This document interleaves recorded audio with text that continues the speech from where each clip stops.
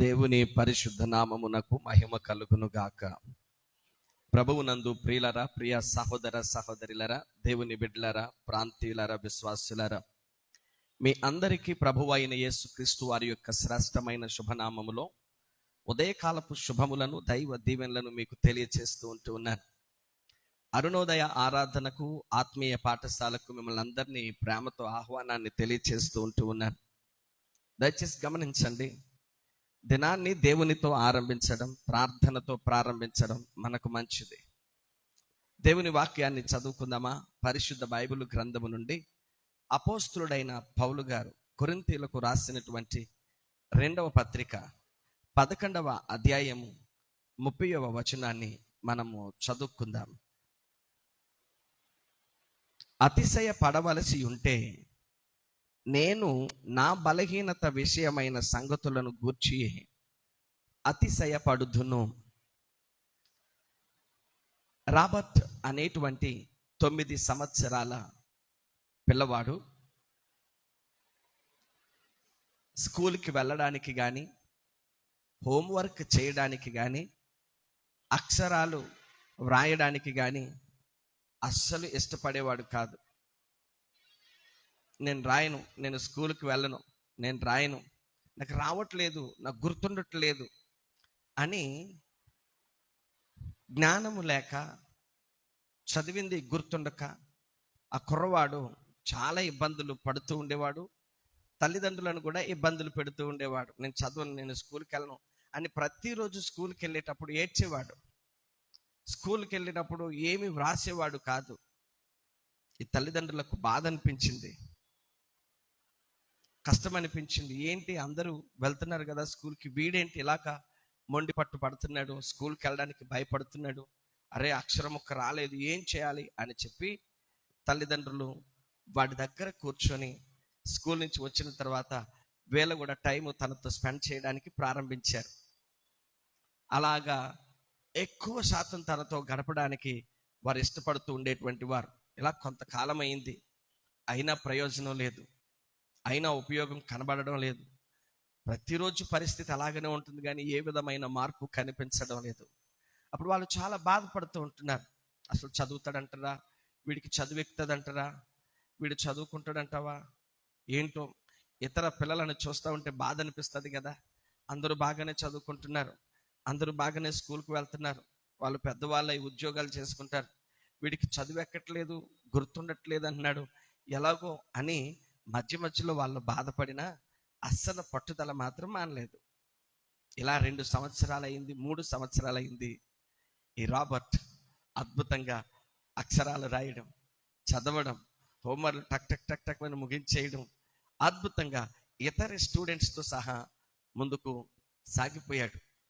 ప్రియమైనటువంటి వాళ్ళరా, అపోస్తుడైనటువంటి పౌలు గారు కొరింథీయులకు రాసినటువంటి ఈ పత్రికలో మనం చదువుకున్నటువంటి వాక్యములో ఆయన అంటాడు, నేను అతిశయ పడవలసి వస్తే నాకు కలిగినటువంటి ఆ బలహీనతలను బట్టి, నాకు కలిగినటువంటి శ్రమలను బట్టి, నాకు కలిగినటువంటి నిందలను బట్టి, నాకు కలిగినటువంటి అవమానాలను బట్టి నేను అతిశయిస్తాను.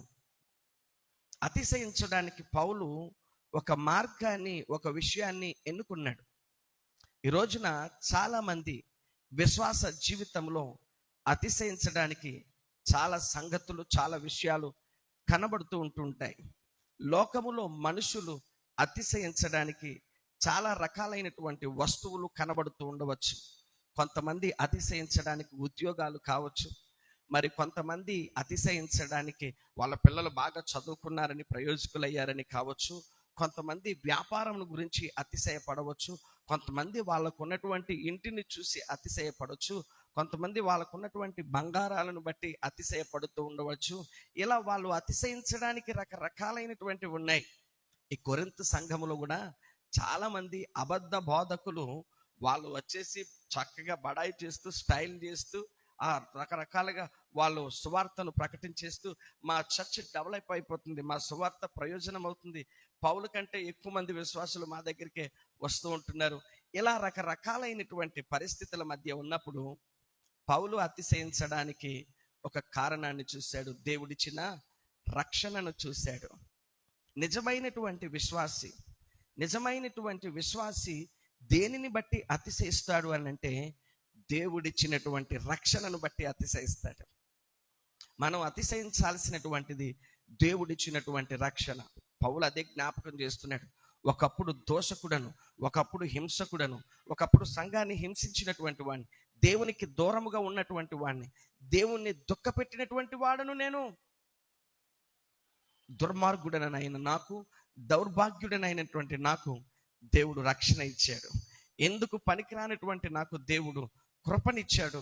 కాబట్టి దానిని బట్టి నేను అతిశయిస్తాను. ఈ పరిచర్యలో తను ఎన్నో శ్రమలను అనుభవించాడు.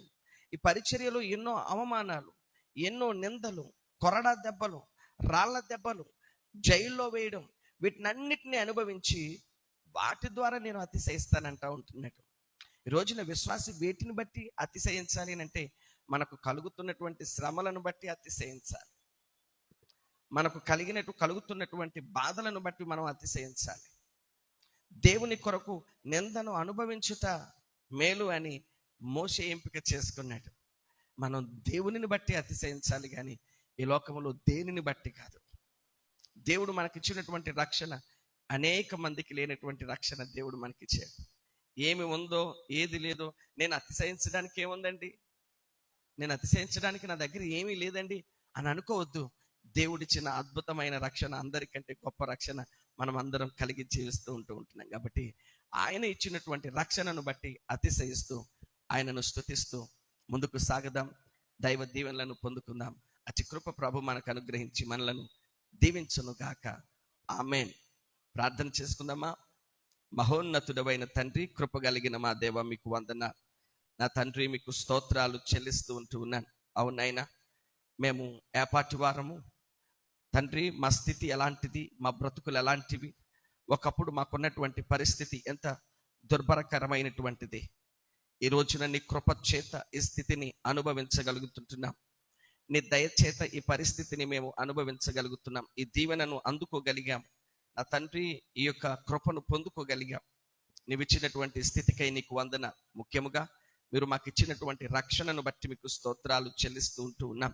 నైనా మేము అతిశయించడానికి, నీ సేవలో మేము పడినటువంటి శ్రమలను గురించి మేము అతిశయించాలి. దేవా, మీకు వందనాలు, స్తోత్రాలు.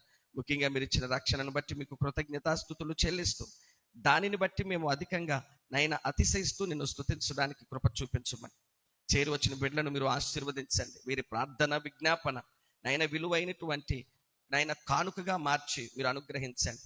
కన్నీటిని కానుకగా పెడుతూ ఉన్నారు. నీ సన్నిధిని విలపిస్తూ ఉంటుండగా విజయము దయచేయండి. నైనా సోదరి గృహ ఇదిగో నిర్మాణం విషయమై ప్రార్థన చేస్తూ ఉంటున్నాం. నైనా దినదిన సహాయము చేత అతి త్వరలో మేమందరము కలిసి ప్రభు అద్భుతమైన గృహములో, మీరిచిన గృహములో మేము నిన్ను స్తుతించినట్లుగా సౌసితలికి కృప దయచేయండి. దేవా తండ్రి, మీకు వందనాలు. నైనా ఇదిగో సోదరి సారా తల్లిని బట్టి మీకు వందనాలు. పరిచర్య కొరకు నీ ప్రేమను ఎంతగా ప్రభు ఆ బిడ్డ ప్రభు కనుపరుస్తూ ఉన్నారు, ఎన్ని రీతిలుగా సహకరిస్తూ ఉన్నారు. కావలసిన దీవెన, రావలసిన ఫలము బిడ్డకు దయచేయండి. ఎస్తేరు తల్లిని బట్టి మీకు వందనాలు చెల్లిస్తూ ఉన్నాం. నైనా బిడ్డను మీరు దీవించి ఆశీర్వదించండి.